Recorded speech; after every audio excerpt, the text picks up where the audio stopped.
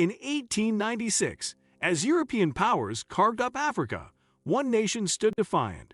Against overwhelming odds, Ethiopia faced down a global empire and won. The Battle of Adwa wasn't just a military victory. It was a declaration to the world that Africa would not be conquered so easily. In this video, we're diving into the incredible story of the Battle of Adwa. Ethiopia stops an empire. How Emperor Menelik II and Empress Tatu led their people to victory. The strategies that crushed the Italian invasion. And why Adwa remains a symbol of African resistance and pride to this day. Before we dive in, don't forget to like, subscribe, and tap the bell. Because some battles are fought with weapons, but others are won with courage, unity, and unbreakable spirit. Italy's plan to take over Ethiopia. Italy arrived late to the scramble for Africa.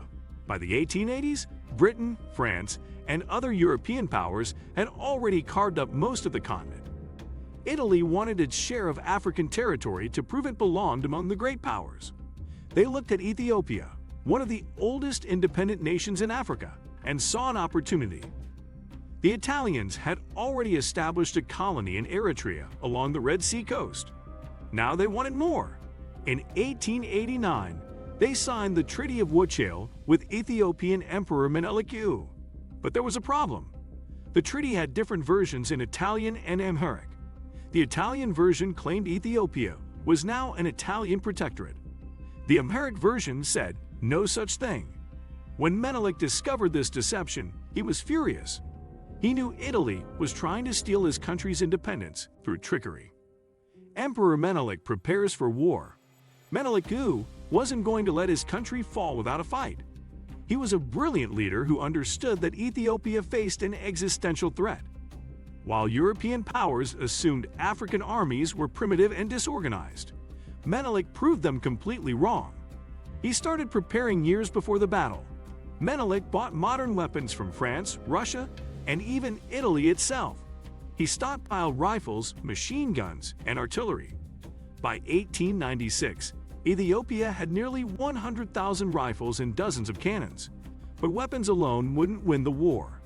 Menelik united Ethiopia's different regions and ethnic groups under one cause, defending their homeland. He called upon regional leaders to bring their armies. His wife, Empress Tatu, rallied support and helped plan strategy. She was a fierce leader in her own right and played a crucial role in the coming battle. Why Italy thought they would win. General Oreste Baratieri led the Italian forces.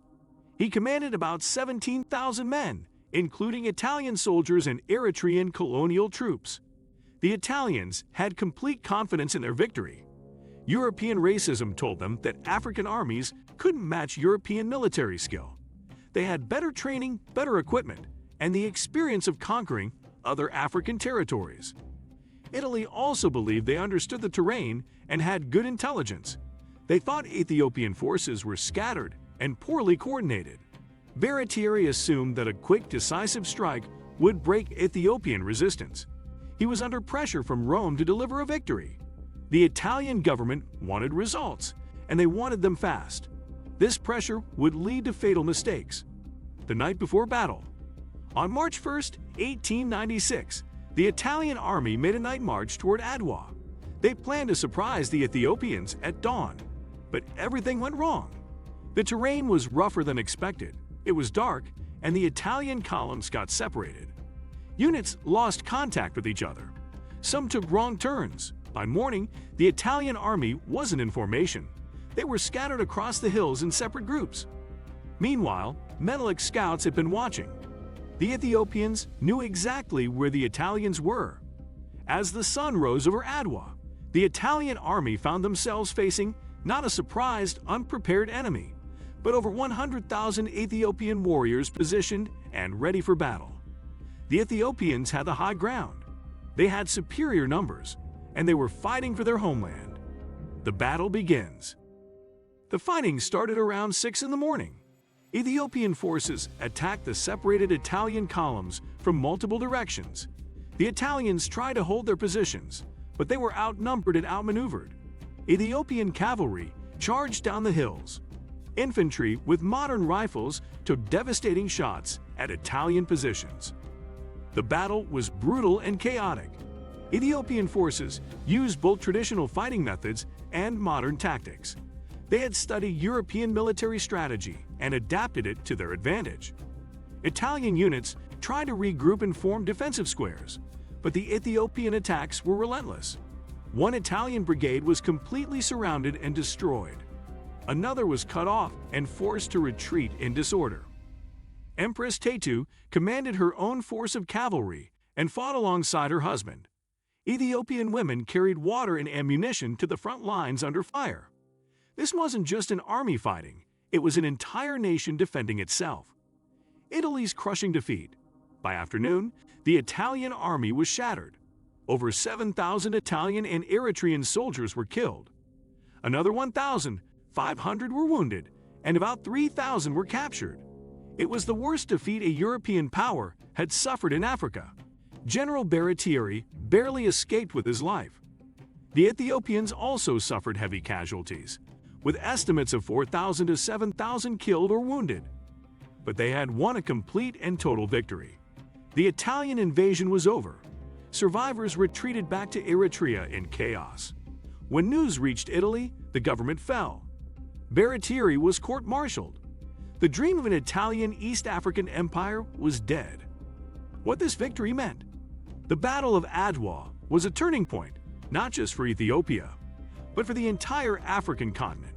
In 1896, against all odds, Ethiopian forces led by Emperor Menelik defeated the powerful Italian army, a modern European military equipped with advanced weapons and a sense of racial superiority. This victory sent shockwaves through the world. While nearly every other African nation was falling under European colonial rule, Ethiopia stood proud and free.